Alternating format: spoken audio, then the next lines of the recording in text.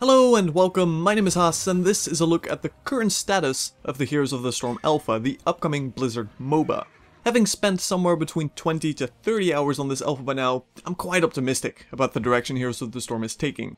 It feels very much like a Blizzard game. It's fast, it's fluid, it's streamlined, high production quality for pretty much everything, even though this is of course an alpha, and the closed beta should be happening in January, meaning that this is all subject to change. But here's an overview of what Heroes of the Storm currently is, and my review of it thus far.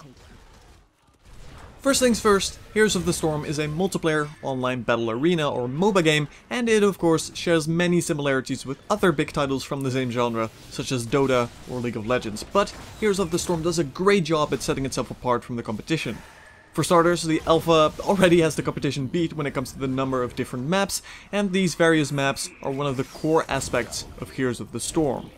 Whereas other titles are balanced mostly around one map and one map only, the Heroes of the Storm Alpha already has 5 different maps, and they play significantly differently. The interesting thing about these goal-oriented maps is that they require you to adjust your composition and possibly hero talent build depending on which map you are on, but the main benefit, of course, is simply that the game doesn't quickly feel repetitive, as the pace with which you play the game varies from map to map. That being said though, regardless of which map you're on, Heroes of the Storm in many ways is simply a much faster game. Virtually every aspect of Heroes of the Storm is streamlined or added in such a way that it makes the gameplay faster. You start each game with access to all your abilities, except your ultimate ability, and you never have to go back to buy or build any items. Instead of items, Heroes of the Storm uses a talent build system which prompts you with small but important choices every few levels. Sitting in your lane and farming creep waves is not something you have to do all that often, if ever, and if you do get damaged somewhere along the way, you often don't even need to go all the way back to your base, as you have access to healing moonwells, which can restore a large portion of your health and mana quickly. Furthermore, one of the more obvious speed increases is the fact that almost every hero has a mount, which makes movement across the map rather swift. There are also a number of smaller aspects to this, like the fact that turning speed is instant, instead of there being a specific hero turn speed. But basically, the end result of all of this is that Heroes of the Storm definitely feels like a fast-paced game, and you'll spend most of your time, depending of course on your hero choice, actually fighting enemies. The game rarely gets tedious, and is relatively easy to get into. That being said, it's not necessarily an easy game, it certainly is a lot less complex than most of its competition, but the difference between a good and a bad player is often still very clear. A number of heroes require very good micromanagement, and you need to have good map awareness and know how each of the different maps function. Basically, Heroes of the Storm just emphasizes on that actual fast-paced action. The main issue I then have with Heroes of the Storm's current alpha is that it simply has an old and expensive free-to-play model.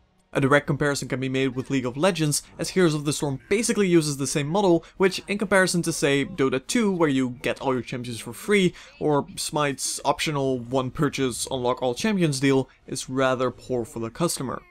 The heroes in Heroes of the Storm are simply very expensive. If you wish to purchase them all individually at this point, you'll be spending somewhere around 200 euros, and this is of course only going to add up as they add more and more heroes.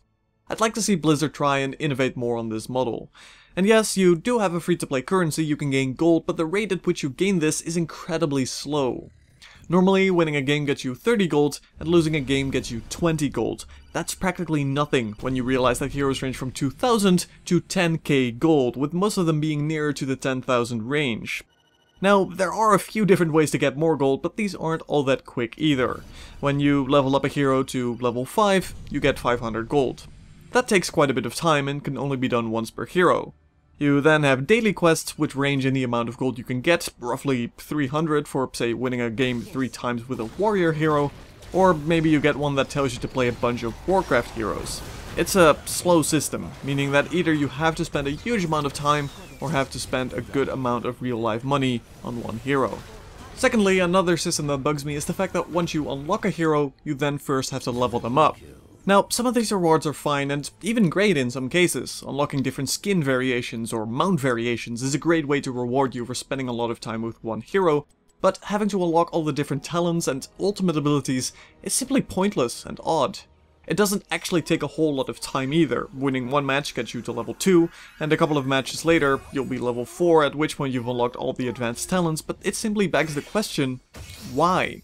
Some talents actually seem to be a bit more advanced, so maybe they'd want to keep inexperienced players away from them, but this isn't the case with all of them, and very often are very strong talents locked away until you've leveled up a hero, making the first few games more painful than they need to be.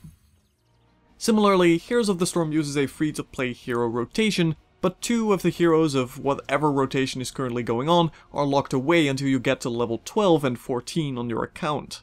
It simply seems pointless, other than arbitrarily locking away options so you can quote-unquote reward them to a player later. Those are the only issues I have with Heroes of the Storm currently, however. The actual core game is quite fantastic.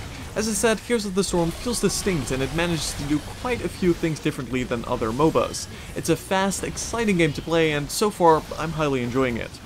The actual heroes that already are in the game are also quite well designed, most of them having some very specific roles that you can change through the talent system, and a number of them, like Abathur, are very unique.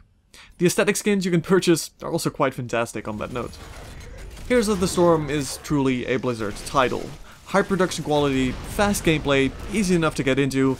I only hope they'll change their mind on the rather expensive free-to-play model. I'll try and get some actual full games out in the nearby future, but for now, these quickly are my impressions of the title after again spending about 20 to 30 hours with it. My name is Van Haas, thank you for watching, and I'll see you in the next video.